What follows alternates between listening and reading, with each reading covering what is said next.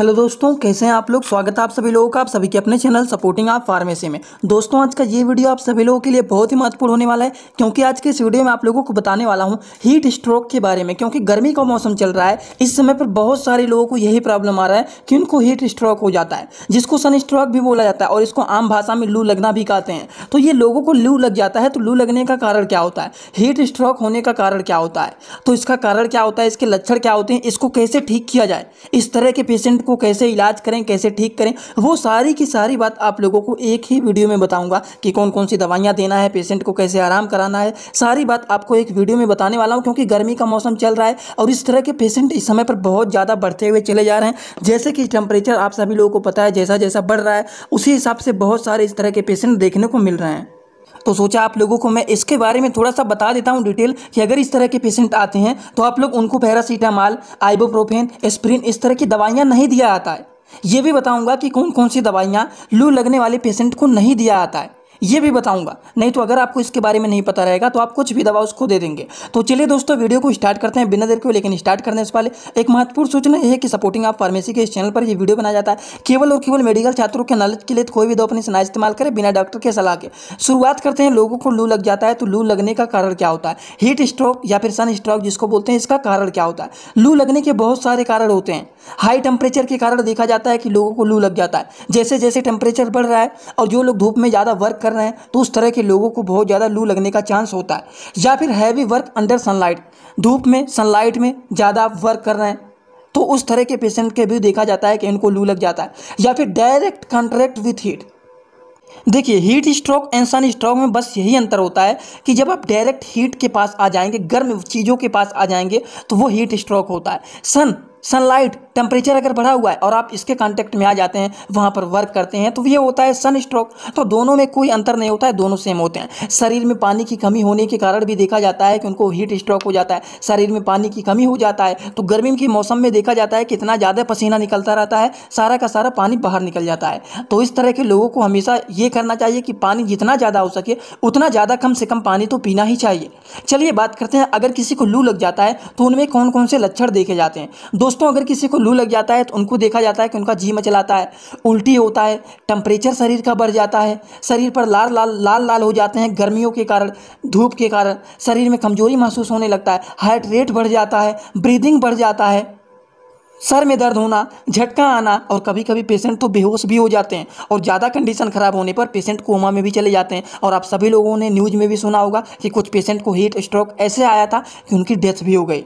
तो इस समय पर गर्मियों के मौसम में जब टेम्परेचर बढ़ता है तो आपको धूप में नहीं निकलना चाहिए, जरूर उससे बचाव करना चाहिए, क्योंकि हीट स्ट्रोक के कारण ये सारी की सारी लक्षण देखे जाते हैं पेशेंट के अंदर। जी मचलाना, उल्टी होना, बॉडी का टेम्परेचर बढ़ जाना, शरीर में कमजोरी महसूस होना, शरीर लाल हो जाना, हार्ट रेट बढ़ जाना, ब्रीदिंग रेट बढ़ जाना, सर में दर्द होना, झटका आना, पेशेंट का बेहोश हो जाना, कोमा में चले जाना, ये सारे प्रॉब्लम देखे जाते हैं तब जब पेशेंट को क्या हो गया है, लू लग गया है, हीट स्ट्रोक या फिर कह सकते हैं सन स्ट्रोक हुआ है तब। तो लोगों को हीट स्ट्रोक ना होए, किसी को लू ना लगे, तो इसके लिए क्या क्या बचाव करना चाहिए, चलिए थोड़ा सा हम जान लेते हैं। लू लगने से कैसे बचाव करें और दवाइयों के बारे में भी बताऊंगा आप लोगों को। आप लोग बोर मत होना, सारी दवाइयों के बारे में आपको यहाँ पर बताऊंगा। देखिए, लू लगने से बचाव करना है तो एल्कोहल तो बिल्कुल भी नहीं पीना चाहिए, कपड़े हल्का पहनना चाहिए, एकदम हल्का कपड़ा पहनना चाहिए, टी शर्ट पहनना चाहिए, ठीक। और गर्मी में अगर आप धूप में निकल रहे हैं तो आपको टोपी पहन के निकलना चाहिए। लिमिट आउटडोर टाइम, मतलब ज़्यादा से ज़्यादा जितना हो सके उतना लिमिट लगाना चाहिए घर से बाहर निकलने के लिए, क्योंकि आप धूप में निकल रहे हैं बहुत ज़्यादा तो उसकी वजह से आपको हीट स्ट्रोक हो सकता है, लू लग सकता है। ड्रिंक मोर वाटर, ज़्यादा से ज़्यादा पानी भी पीना चाहिए और लिमिटेड डाइट लेना चाहिए। भोजन को नॉर्मल रूप से खाना चाहिए, जितना खाएं जितना कि गर्मी के मौसम में पच सके, तो लिमिट में खाना चाहिए, जिससे क्या हो, अपच ना हो, पेट ना खराब हो, उल्टी ना हो, जी ना मचलाए, ये सारी प्रॉब्लम ना देखना पड़े। इसीलिए भोजन को लिमिट में खाना चाहिए, जिससे जितना हम पचा सकें। ये नहीं कि कोई अच्छा भोजन मिल गया है तो उसको दाब के खा लेते हैं, तो वैसा नहीं करना चाहिए। तो ये बचाव होता है कि अगर किसी को लू ना लगे, इससे बचाव क्या करें, कैसे बचें, तो ये होता है इनके कुछ प्रिवेंशन।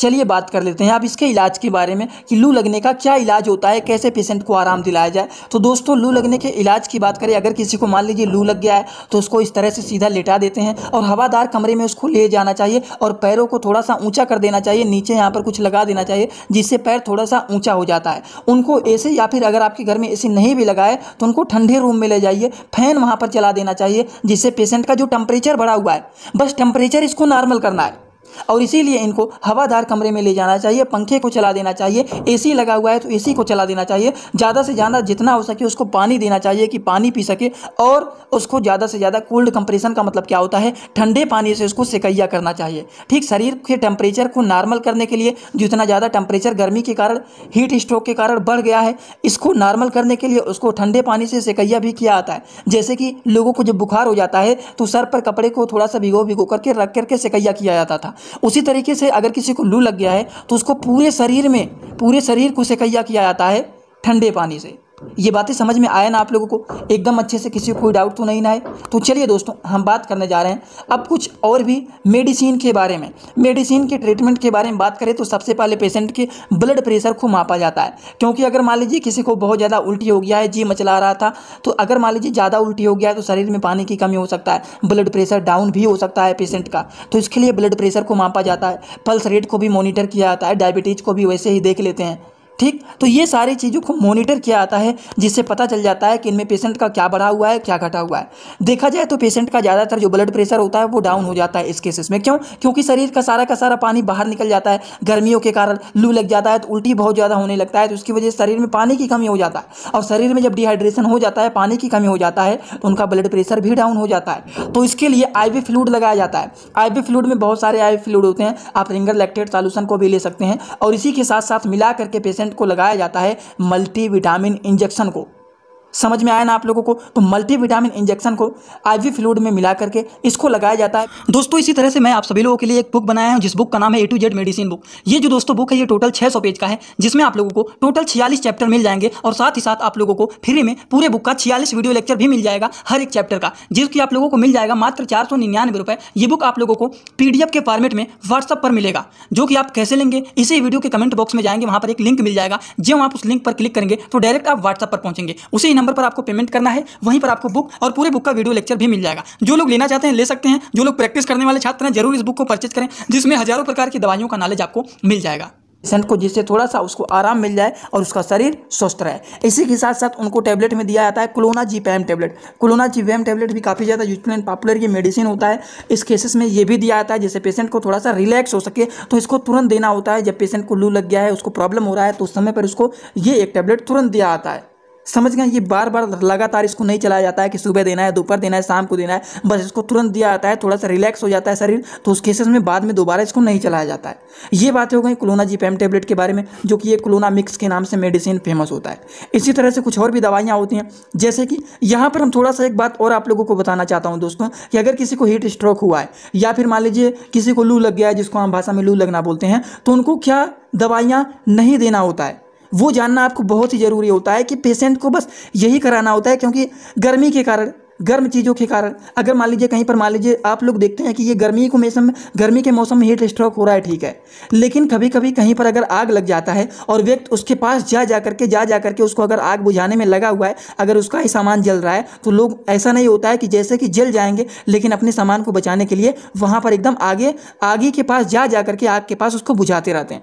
तो उसके कांटेक्ट में आने से भी उनको क्या होता है, लू नहीं लग जाता है, हीट स्ट्रोक हो जाता है। उस गर्म वस्तु के कारण हमारा शरीर एकदम हीट हो जाता है, गर्म हो जाता है, और वो पेशेंट क्या होता है, बेहोश हो जाता है, कभी कभी जी मचलाना, उल्टी होना, लू जैसे लग जाता है, वही सारे प्रॉब्लम उसको देखे जाने लगते हैं। तो उस तरह के पेशेंट को भी यही सारी इलाज किया जाता है कि उसको टेम्परेचर को बस नॉर्मल किया जाता है। ये नहीं कि पैरासीटामॉल देना है तो वो देना है तो ये देना है। तो चलिए हम जान लेते हैं कि इस तरह के पेशेंट को क्या क्या दवाइयाँ नहीं दे सकते हैं। तो दोस्तों अगर किसी को लू लग जाता है तो उसको PCM मतलब पैरासीटामॉल टैबलेट नहीं दिया जाता है, एस्पिरिन टैबलेट नहीं दिया जाता है, आइबुप्रोफेन टैबलेट नहीं दिया जाता है। उसके टेम्परेचर को नॉर्मल करने के लिए उसको ठंडी जगह पर बस ले जाना है, शरीर को पूरे ठंड कपड़े से सेकैया करना है। क्लोनाजीपैम टैबलेट दिया जाता है और आईवी फ्लूइड जब चढ़ाया जाता है तो ब्लड प्रेशर को मेजर करने के बाद आईवी फ्लूइड चढ़ाया जाता है, जो कि इसमें मिला करके रिंगर लैक्टेट सॉल्यूशन और एमवीआई का मतलब क्या होता है, मल्टीविटामिन इंजेक्शन, ये दोनों को आपस में मिला करके पेशेंट को लगाया जाता है, जिससे पेशेंट को आराम हो सके और शरीर में जो पानी की कमी हो जाता है वो भी दूर हो सके, इसीलिए ये दवाइयाँ चलाया जाता है। अच्छा, बात अगर हम लोग यहाँ पर थोड़ी सी ये भी कर लें कि मरीज को हम क्या क्या खिला सकते हैं। ज़्यादा दवाइयाँ नहीं चलाया जाता है, तो यहाँ पर बहुत सारे लोगों के मन में सवाल रहता है, तो आपने कहा है लिमिट डोज लेना है। अगर किसी को लू लग गया है तो उस तरह के पेशेंट को हम क्या क्या खिला सकते हैं।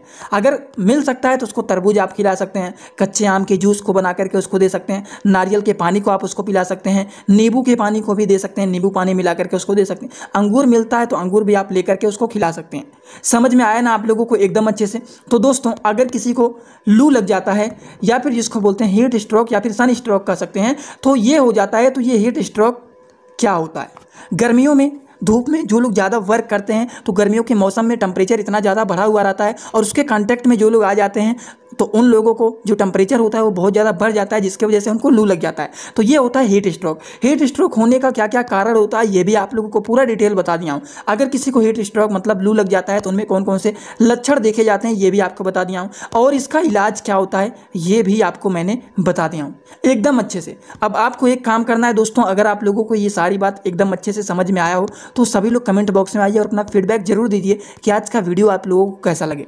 और एक बात, जो लोग हमसे इंस्टाग्राम में पर्सनली जुड़ना चाहते हैं वो भी जुड़ सकते हैं। जुड़ने के लिए आप लोग सर्च करिए सपोर्टिंग आप फार्मेसी, जो चैनल का पूरा नाम है। सर्च करते ही आपको चैनल मिल जाएगा और आप हमें वहां पर फॉलो करके और आप सभी लोग हमसे वहां पर जुड़ सकते हैं। तो चलिए दोस्तों, आज का वीडियो यहीं पर होता है complete. Thanks for watching. Like comment share and subscribe this channel.